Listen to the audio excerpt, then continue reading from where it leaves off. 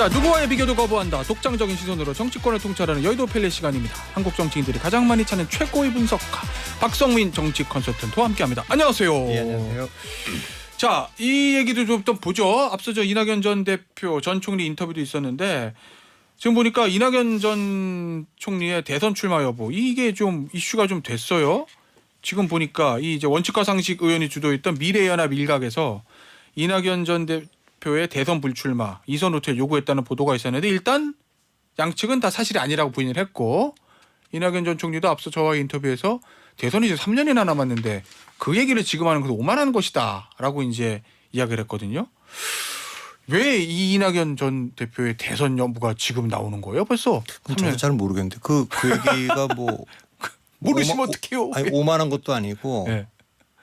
그건 뭐 지금 총선 앞두고 그 대선 얘기가 네. 특히 특정인의 뭐 대선 뭐 출마나 불출마 얘기가 나올 때는 아니라고 봅니다. 아, 그래요? 예. 그 지금 중요한 것이 아니다. 예, 그렇죠. 그러면 이낙연 전 총리는 이번 총선에서 어떤 역할을 할 수 있다고 보시는 거예요?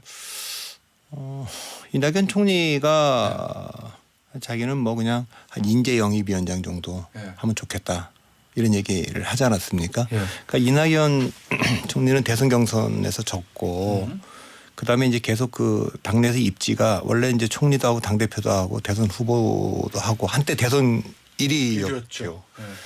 그렇기 때문에 이번 총선에서 어쨌든 정책으로 재기하는 게 지금 굉장히 중요하지 않습니까? 예.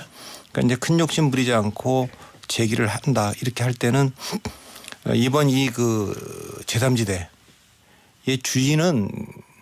주인공은 그 이준석이다 이렇게 생각을 하는 게 저는 맞다고 보고요. 아, 그래요? 예. 그러니까 주연은 이준석 전 대표고 예.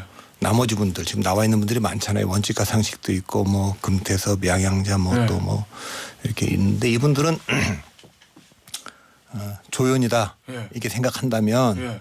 이낙연 대표가 나는 이번에 좀 특별 찬조 출연 좀 한다 이런 정도 생각을 하고 예.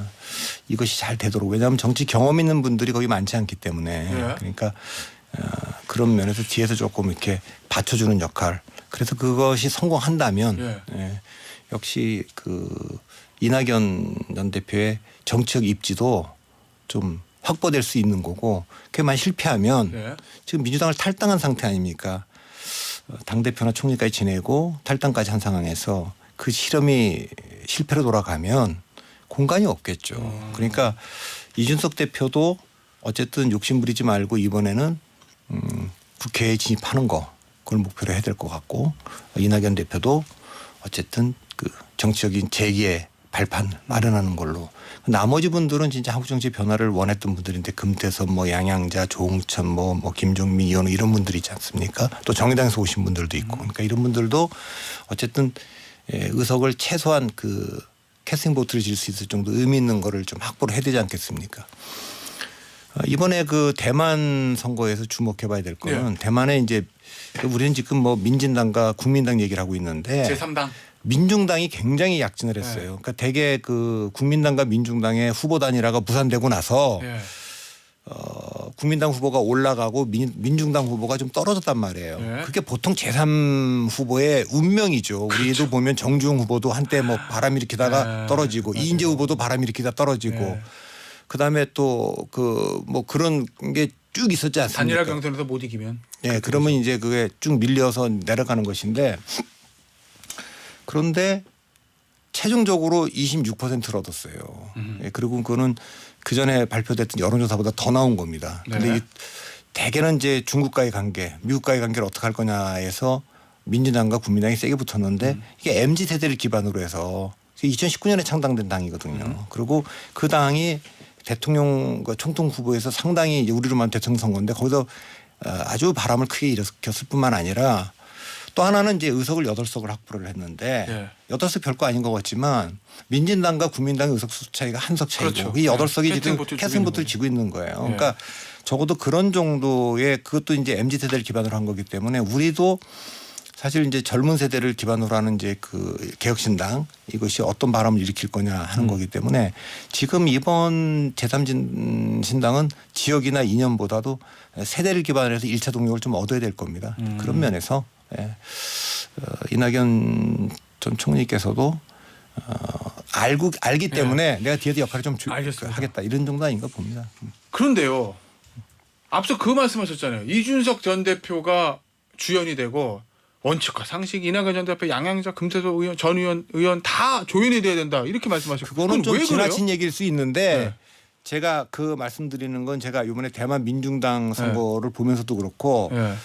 그 결국 장사를 하려면 네.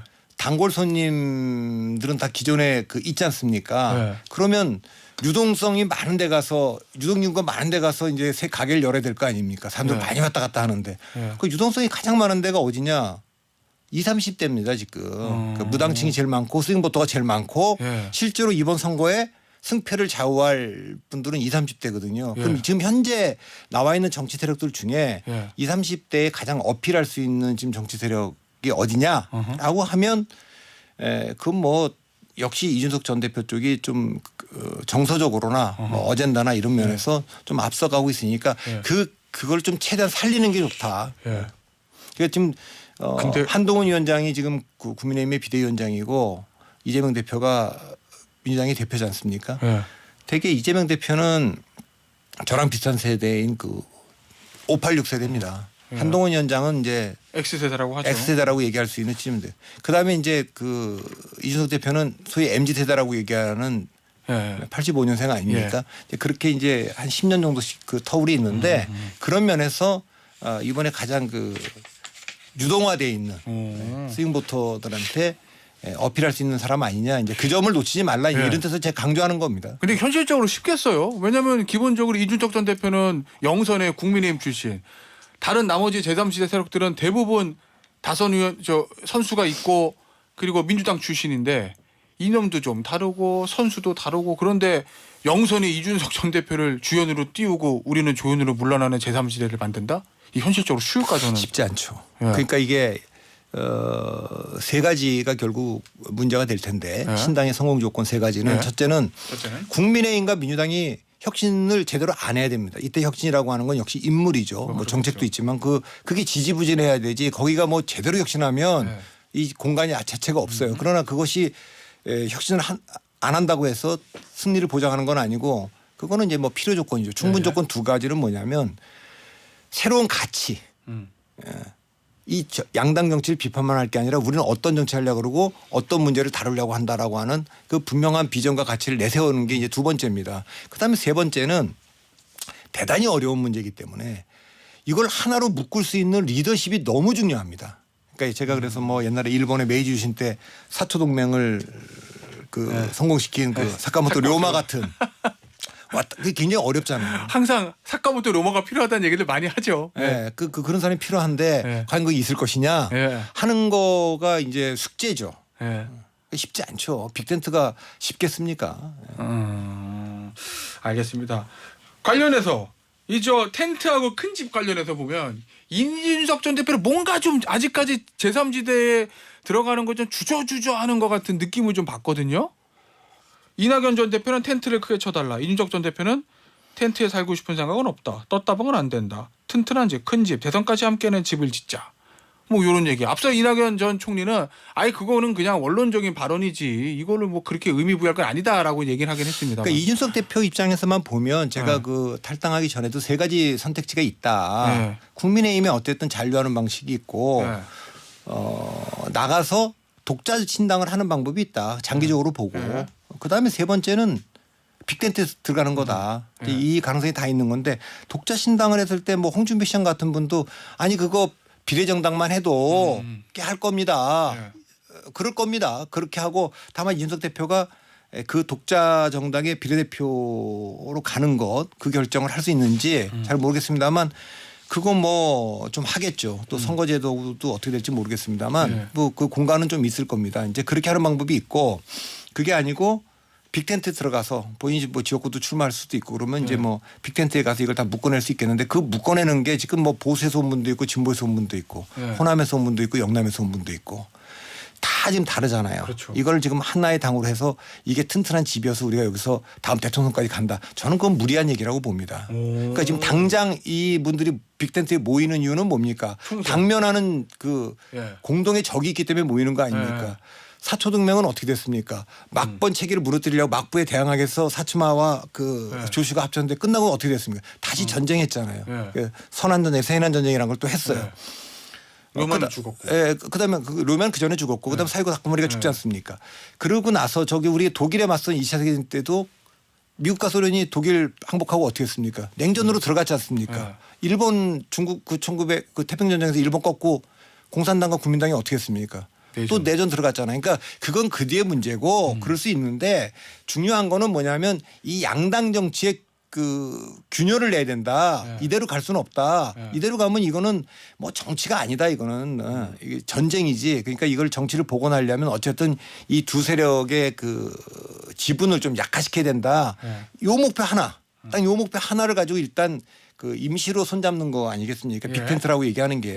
그러니까 저는 지금 총선 앞두고는 빅텐트가 맞지. 지금 이게 뭐 쭉 그 대선까지 갈 무슨 그러면 정당을 만든다, 집을 만든다, 그건 아닌 것 같습니다. 그러면 이준석 대표 저 대표가 얘기했던 대선까지 가는 튼튼한 큰 집을 만들고 싶지 떴다방 안 한다는 얘기는 안 될 걸 알고서는 불가능한 조건을 던지는 거예요? 그건 모르겠습니다.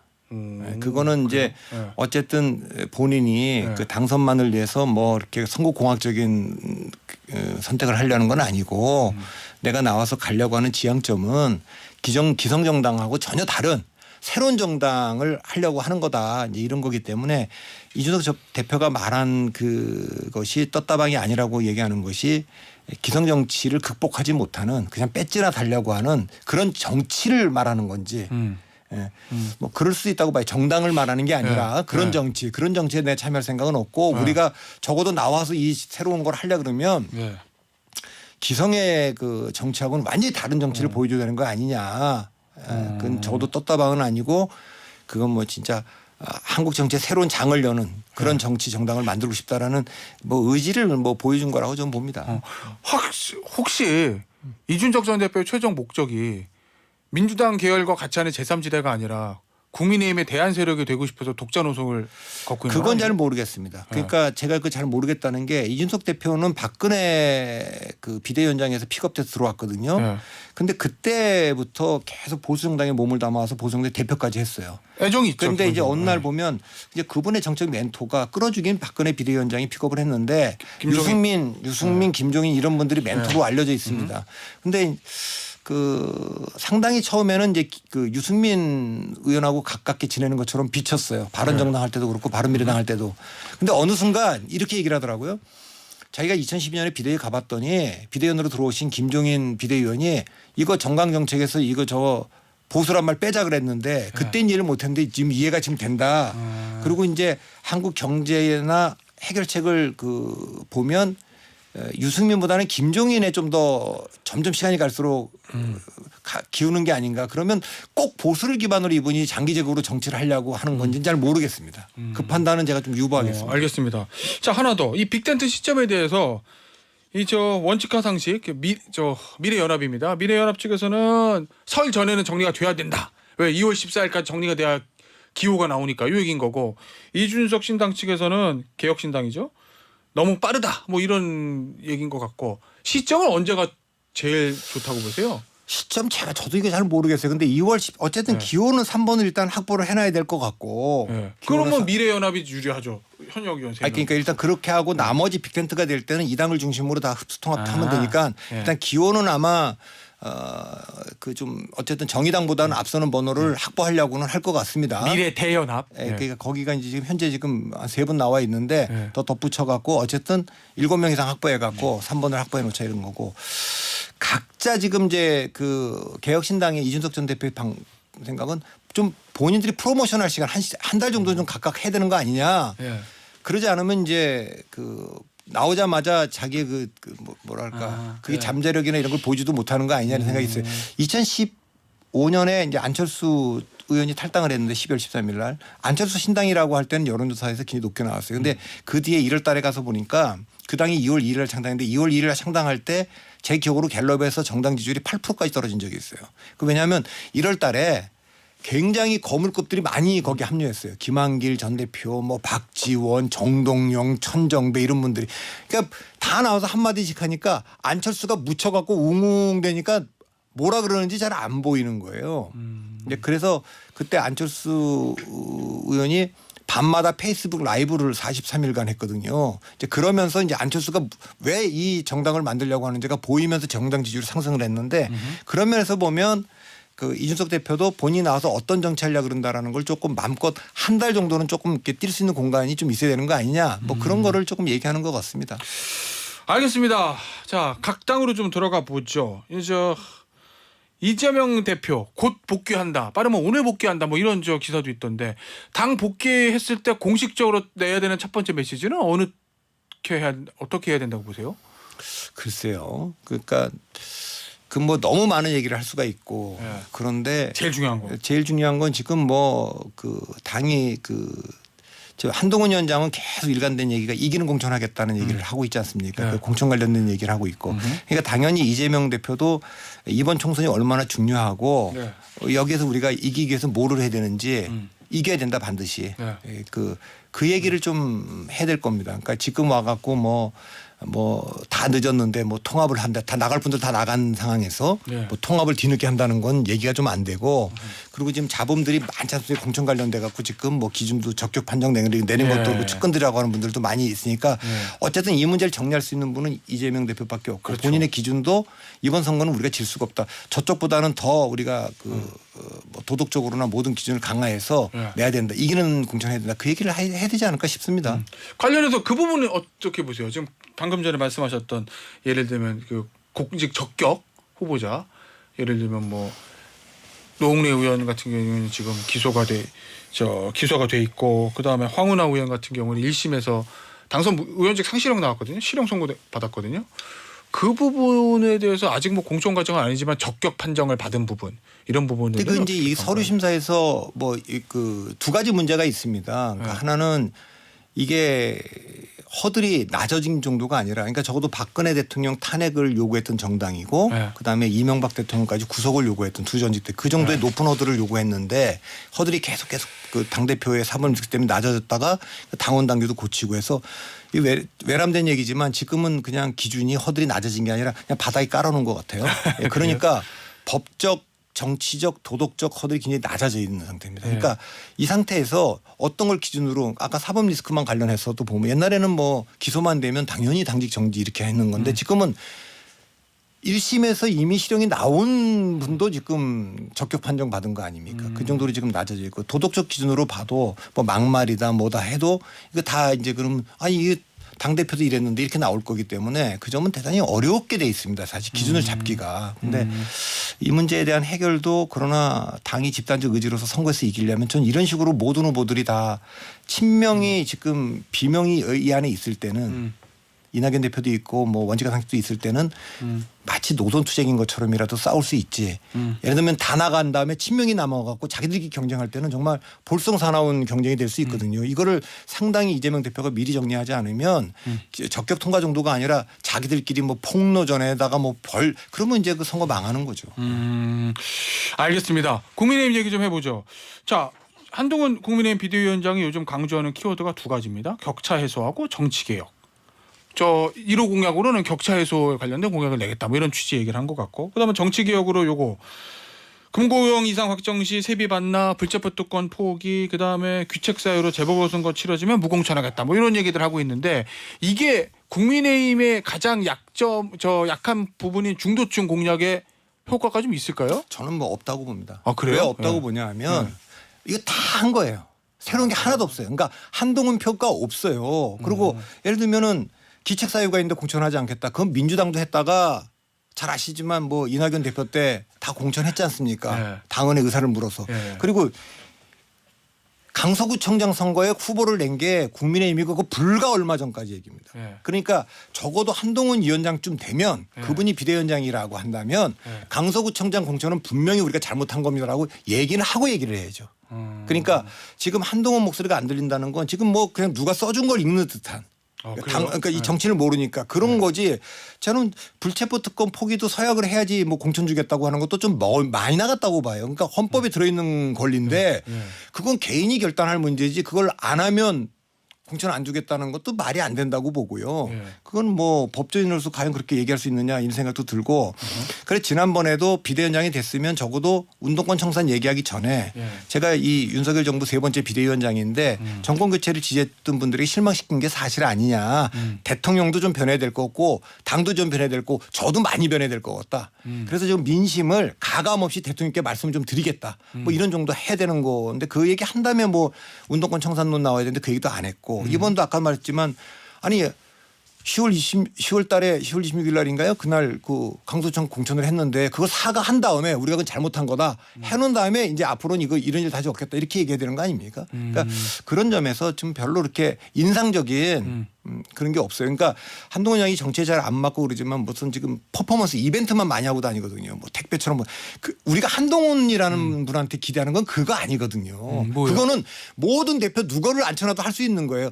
야 한동훈이니까 진짜 시원시원하게 말한다. 못할 말 대통령한테도 그래 역시 다르다. 이런 게 기대는데 그런 기대는 못 미치는 것 같습니다. 그러면 이거 하나만 해라고 컨설팅 해주신다면 1분 남았어요. 아니 그러니까 아까 말한 대로 처음에 비대위원장 수락 연설할 때부터 그건 지나갔으니까 그러니까 지금 다 그것도 얘기를 해야 되고 네. 조금 전에 이거 어저께 그것도 강서구청 선거가 이건 분명히 잘못된 겁니다라고 얘기할 그러니까 대통령이 했던 거든 뭐든 이건 분명히 잘못된 건 잘못됐다 이렇게 안 한다 한동훈 정책 그런 건 없다 이런 정도는 해야 기대감이 있지 않겠습니까? 알겠습니다. 오늘 말씀은 여기서 마무리하도록 할게요. 지금까지 박성민 정치 컨설팅 민 대표와 함께했습니다. 감사합니다.